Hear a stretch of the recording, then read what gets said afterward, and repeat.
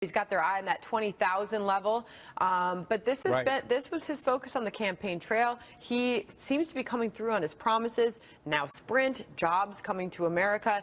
How can you argue that what you're seeing isn't what he promised? I'm opening this up to my panel. Sure. I think that these companies are calling to talk to Donald Trump so they get all this incredible free publicity that they're bringing jobs back. Because again, Trump will come out and talk about it, not Carrier necessarily, but certainly a company like Sprint, for example. But Larry, now the bar is high. Now Trump has to come into office and work with Congress and try to get some Democrats on board who have vowed to fight him at every turn, get them on board and get this tax reform done and get this regulation rollback done. And he's got maybe until July the 1st to do it.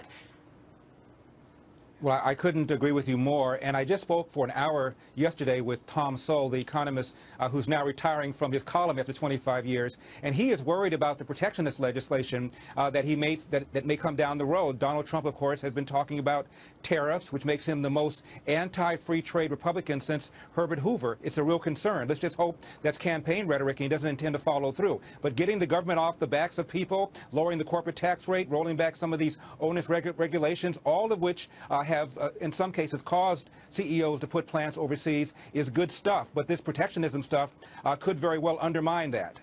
Hey, Larry, it's Mike Block. You know, we hear a lot about stimulus spending, roads, bridges, et cetera. And here we're talking about job creation. That's well and good, but I'd say that wages have hit a wall here. They're stagnating. What can Trump do to help that? Do you think there's any chance we're going to hear anything about government giving incentives for corporations like, say, IBM or Sprint or whoever else it may be to retrain workers to enhance productivity? Because that's really the key here. Is there any talk about anything like that? Well, there certainly is talk about this $1 billion or so infrastructure investment program, which I am not down with.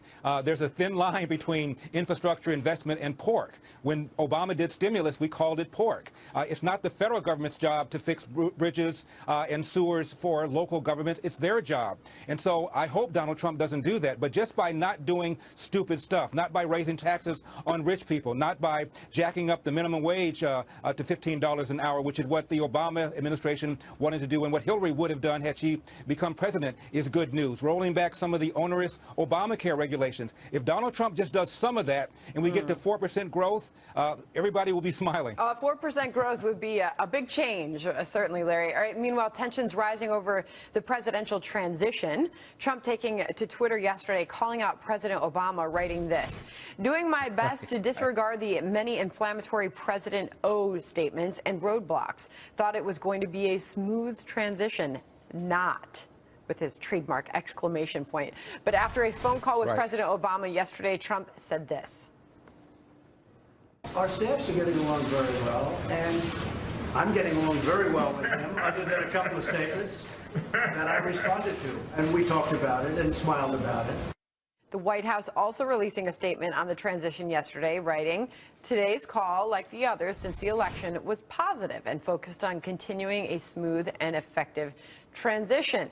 The president and president-elect committed to staying in touch over the next several weeks and agreed their respective teams would continue to work together to effectuate a smooth transition over power on January 20th. All right, Larry, it seems to have gotten personal at some points here, if you don't mind.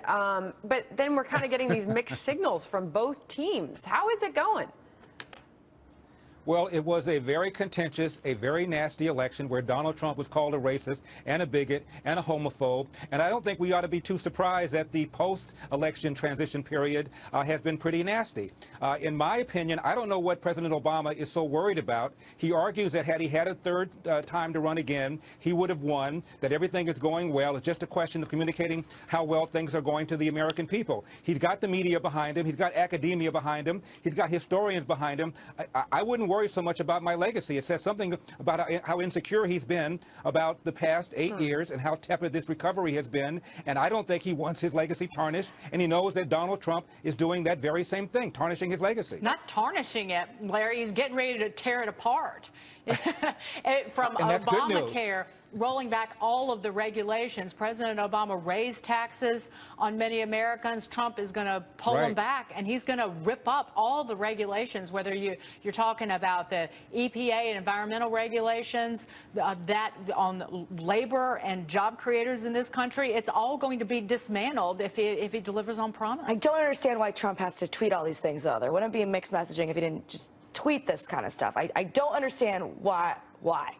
What benefit is there to do it? That's how he.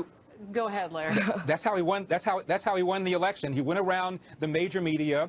When you add up Facebook and his Twitter followers, he has a megaphone that he's used to go directly to people, to set his agenda and to shape how people think about issues. I think it's a brilliant strategy, and I think it's going to be the way politicians campaign and in the future. something that many of his supporters along the way still today have really liked. They feel like they like that direct. I've said the same thing in the past, like when he would go after, say, Boeing, for example, when he was tweeting about Air Force One. However, I am so stoked to see him tweet about individual congressmen, Democrats in particular, who get in the way of getting through legislation to reform taxes, because you know he's going to do it, and he's going to call out people by name, and it's going to be awesome. His incoming press secretary, Sean Spicer, I sat down with him and I said, is he going to use Twitter like this when he's president? And there's all indications that he will continue to do so.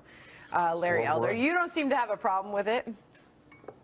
I sure don't. I'm active on Twitter myself. I'm active on Facebook. And it's a marvelous way to talk to anybody in the country and have that person respond to you. And I think, again, given how we've seen from the WikiLeaks emails, the collusion with New York Times, with the Washington Post, with the Associated Press, and Donald Trump is able to go around them and communicate directly to the American people, and I think that's wonderful. Kat, you just had that one request for his continued tweeting. What was it?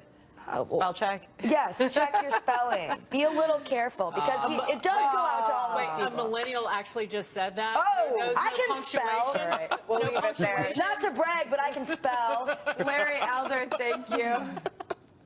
Good My to see pleasure. you. Thanks for coming on this morning. Coming up, local retail shops set to close as Sears and Kmart sales plunge.